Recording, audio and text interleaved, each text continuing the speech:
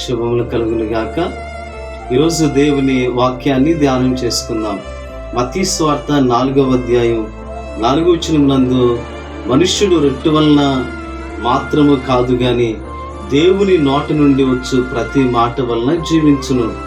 యేసుక్రీస్తు వారు 40 రోజులు ఆయన అరణ్య ప్రాంతంలో శోధించబడినప్పుడు ఆయన ఎదుర్కొన్న ప్రతి శోధన, శరీరాశ, నేత్రాశ, జీవపుడంబం, వీటన్నిటిని కూడా కేవలం దేవుని మాట వల్లే జయించాడు.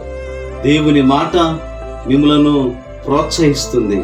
దేవుని మాట మీకు విజయాన్ని ఇస్తుంది. దేవుని మాట మీ సర్వ శరీరానికి ఆరోగ్యం ఇస్తుంది. దేవుని మాట మీకు చక్కటి త్రోవను బోధిస్తుంది. దేవుని మాట మిమ్మలను జీవింపచేస్తుంది.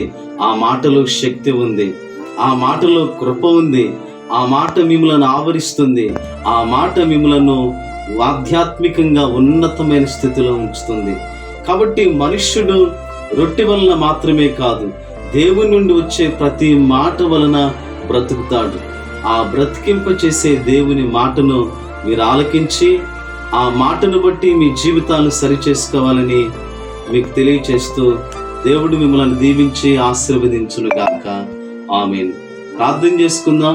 అత్యంత ప్రేమ కనికరం గల మా యేసయ్య, ఈరోజు ఎంతమంది అయితే ఈ కార్యక్రమాన్ని వీక్షిస్తున్నారో వారందరినీ కూడా ప్రత్యేక రీతిలో మీరు దీవించండి, ఆశీర్వదించండి.